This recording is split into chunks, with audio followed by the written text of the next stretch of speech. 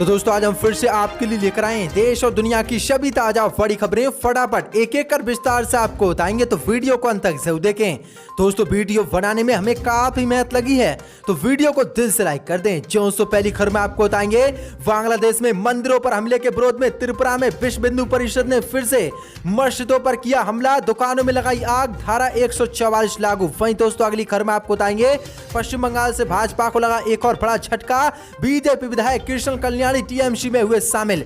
वहीं आपको बता दें अमेरिका की बड़ी मुश्किलें, 6 महीने के भीतर इस्लामिक संगठन आईएसआईएस अमेरिका पर कर सकता है हमला, जो बाइडेन की उड़ गई है नींदें। वहीं दोस्तों अगली खबर में आपको बताएंगे योगी के मंत्री उपेंद्र तिवारी ने प्रधानमंत्री मोदी को बताया भगवान, बोले देश कर रहा है मोदी की पूजा। वहीं दोस्तों अगली खबर में आपको बताएंगे दिल्ली में सिंधु बॉर्डर पर फिर बवाल, किसानों ने तोड़े बैरिकेड, पुलिस पर बरसाई लाठी, फिर बढ़ गया है तनाव। वहीं दोस्तों आपको बताएंगे शाहरुख खान के बेटे को गिरफ्तार करने वाले समीर वानखेड़े ने 15 साल पहले अपनाया था इस्लाम धर्म, काजी ने किया खुलासा, जा सकती है नौकरी। तो दोस्तों सभी खबरों को एक एक कर विस्तार से आपको बताएंगे, वीडियो को दिल से लाइक कर चैनल को सब्सक्राइब जरूर कर लें और कमेंट बॉक्स में जरूर बताएं कि आप हमारी खबर को कहां से देख रहे हैं। इसी बीच अगली बड़ी खबर निकल के सामने, बांग्लादेश में मंदिरों पर हमले के विरोध में त्रिपुरा में विश्व हिंदू परिषद ने फिर से मस्जिदों पर किया हमला, दुकानों में लगाई आग, धारा 144 लागू। बता दें बांग्लादेश में हाल ही में हुई हिंदू मंदिरों और दुर्गा पूजा पंडालों में तोड़फोड़ और हिंसा के विरोध में विश्व हिंदू परिषद ने आज फिर से त्रिपुरा की मस्जिदों में तोड़फोड़ की है। त्रिपुरा जिले के चमटीला इलाके में एक मस्जिद में तोड़फोड़ की गई और 2 दुकानों में भी विश्व हिंदू परिषद ने आग लगा दी। इस मामले में पुलिस अधीक्षक भानुपत चक्रवर्ती ने कहा कि जिले के रोबा बाजार में मुसलमानों के 3 घरों को भी निशाना बनाया गया और कुछ दुकानों में तोड़फोड़ की गई। वहीं एक मस्जिद के दरवाजों को भी विश्व हिंदू परिषद के कार्यकर्ताओं ने तोड़ दिया और मस्जिद के इमाम से मारपीट की, जिसके बाद त्रिपुरा में तनाव बढ़ गया है और त्रिपुरा की भाजपा सरकार ने त्रिपुरा में धारा 144 लागू कर दी है। इसी बीच अगली बड़ी खबर निकल के सामने, पश्चिम बंगाल से भाजपा को लगा एक और बड़ा झटका, बीजेपी विधायक कृष्ण कल्याणी टीएमसी में हुए शामिल। बता दें पश्चिम बंगाल से मोदी और अमित शाह को आज एक और बड़ा झटका लगा है। पश्चिम बंगाल भाजपा के विधायक कृष्ण कल्याणी, जिन्होंने इसी महीने की शुरुआत में बीजेपी पार्टी से इस्तीफा दिया था, आज वो कोलकाता में राज्य मंत्री पार्थ चटर्जी की उपस्थिति में तृणमूल कांग्रेस में शामिल हो गए। दोस्तों बड़ा झटका, पश्चिम बंगाल से मोदी और अमित शाह को आज एक और लग गया है और बीजेपी विधायक कृष्ण कल्याणी आज टीएमसी में शामिल हो गए। इसी बीच अगली बड़ी खबर निकल के सामने, योगी के मंत्री उपेंद्र तिवारी ने प्रधानमंत्री मोदी को बताया भगवान, कहा देश कर रहा है उनकी पूजा। बता दें अपने बयानों से अक्सर चर्चा में रहने वाले यूपी की योगी सरकार के मंत्री उपेंद्र तिवारी अपने एक बयान को लेकर चर्चा में हैं। मंत्री उपेंद्र तिवारी ने प्रधानमंत्री मोदी को भगवान बताया है। उपेंद्र तिवारी ने यह भी कहा कि ऐसा महापुरुष धरती पर एक बार आता है। उन्होंने कहा कि प्रधानमंत्री मोदी कोई साधारण व्यक्ति नहीं है, वो साक्षात भगवान के रूप हैं, जो प्रधानमंत्री नहीं बल्कि एक प्रधान सेवक के रूप में हमारे बीच में काम करने आया है। दोस्तों किस तरह से योगी सरकार के मंत्री ने प्रधानमंत्री मोदी को भगवान बताया है और पूजा करने की बात कही है।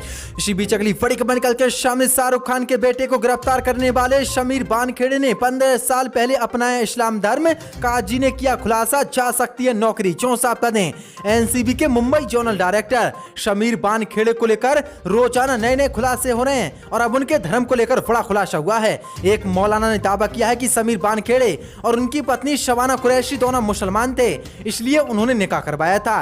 बता दें मौलाना मुजम्मिल अहमद का कहना है कि अगर समीर वानखेड़े का दावा है कि वो हिंदू हैं तो वो झूठ बोल रहे हैं, क्योंकि निकाह के वक्त वो मुसलमान थे और उनके पिता भी मुसलमान थे।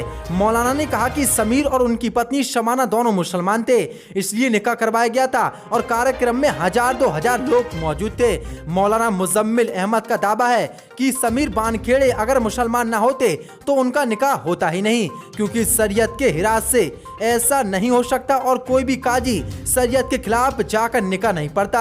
आज वह कुछ भी कहें, लेकिन शादी के समय वह मुसलमान थे, जिसके बाद समीर वानखेड़े की मुश्किलें बढ़ गई हैं और समीर वानखेड़े की अब जल्दी नौकरी जा सकती है। इसी बीच अगली बड़ी खबर निकल के सामने, ओम प्रकाश राजभर ने केंद्र की मोदी और योगी सरकार पर बोला बड़ा हमला, कहा हिंदू नहीं देश, संविधान और सरकारी संपत्ति खतरे में। बता दें सुभाषपा के 19वें स्थापना दिवस पर आयोजित जनसभा को संबोधित करते हुए ओम प्रकाश राजभर ने कहा कि मैं अगले मुख्यमंत्री को लेकर आया हूं।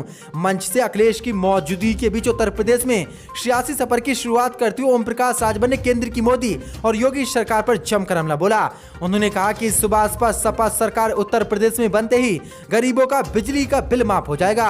आरोप लगाए कि दुनिया के सबसे बड़े झूठे पीएम नरेंद्र मोदी और उत्तर प्रदेश के मुख्यमंत्री योगी हैं। अब उत्तर प्रदेश से योगी सरकार की विदाई आने वाले चुनाव में तय है। इस समय देश भर में हर तरफ महंगाई बढ़ी है। पश्चिम बंगाल के बाद अब उत्तर प्रदेश में खेला होगा। प्रदेश की योगी सरकार को घेरते हुए उन्होंने कहा कि योगी जी सुन लीजिए, मैं सत्ता पर बैठाना भी जानता हूं और उतारना भी जानता हूं। भाई ओम प्रकाश राजभर ने आगे कहा कि इस समय देश में हिंदू नहीं बल्कि संविधान और सरकारी संपत्ति खतरे में है। हम अखिलेश यादव के साथ सरकार बनाकर इसे बचाएंगे। पीएम नरेंद्र मोदी कहते थे कि देश को बिकने नहीं दूंगा और इसे धीरे धीरे इसे बेच रहे हैं। दोस्तों बड़ा हमला ओम प्रकाश राजभर ने केंद्र की मोदी और योगी सरकार पर बोला है।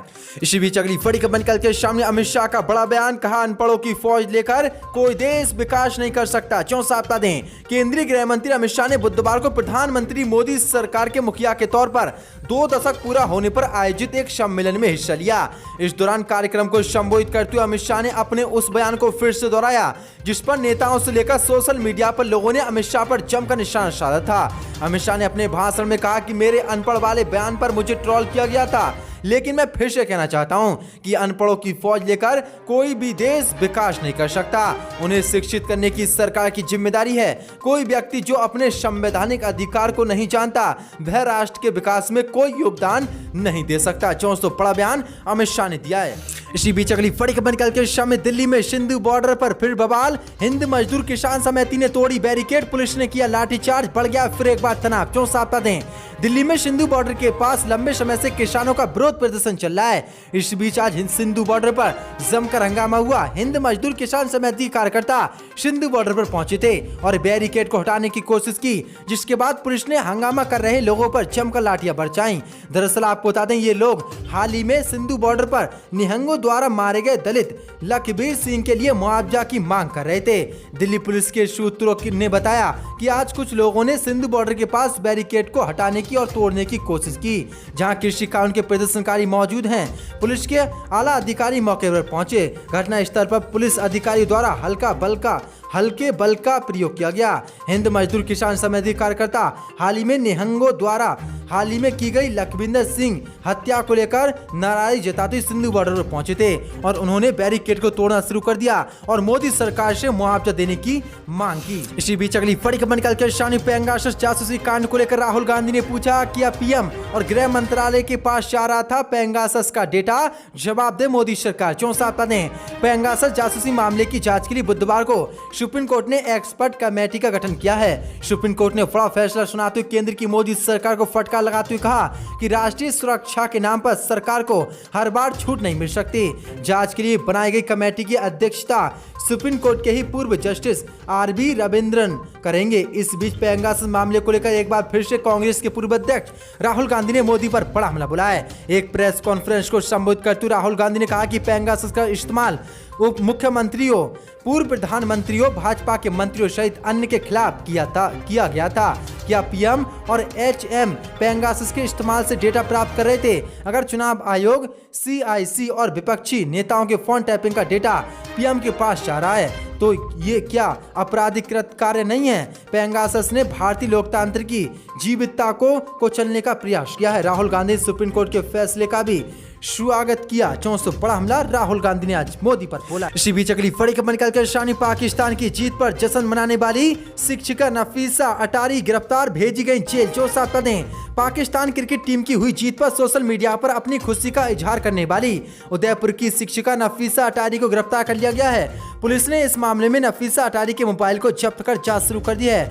पुलिस की ओर से महिला शिक्षिका का मेडिकल करवाकर उसे कोर्ट में पेश किया गया, जहां से उसे जेल भेज दिया गया है। दरअसल आपको बता दें, उदयपुर के नीरजा मोदी स्कूल में पढ़ाने वाली शिक्षिका नफीसा अटारी 25 अक्टूबर को एक व्हाट्सएप पोस्ट सोशल मीडिया पर वायरल हुआ। इस पोस्ट में नफीसा अटारी ने पाकिस्तान खिलाड़ियों की एक तस्वीर साझा की थी, जिसमें कहा था कि जीत गए, हम जीत गए। इस पोस्ट के लिए नफीसा की काफी आलोचना हुई। यूजर ने कहा कि शिक्षिका को होकर वह उससे खुले तौर पर पाकिस्तान का सपोर्ट कर रही है, तो वह अपनी कक्षा में बच्चों को क्या पढ़ा रही होगी। इसी को लेकर आज बड़ी कार्रवाई इन पर हुई है और शिक्षिका को आज जेल भेज दिया गया है। दोस्तों बड़ी खबर, वो अक्लमंद है, जानते हैं, मगर मैं दोहराना नहीं चाहता। मैंने ये भी देखा था 2006 में कि एक एमपी ने यहां पर आकर अपने फाइल्स डिप्टी स्पीकर पर फेंक दिए थे, वो भी हमने देखा था। और वो सब कौन थे हम जानते हैं।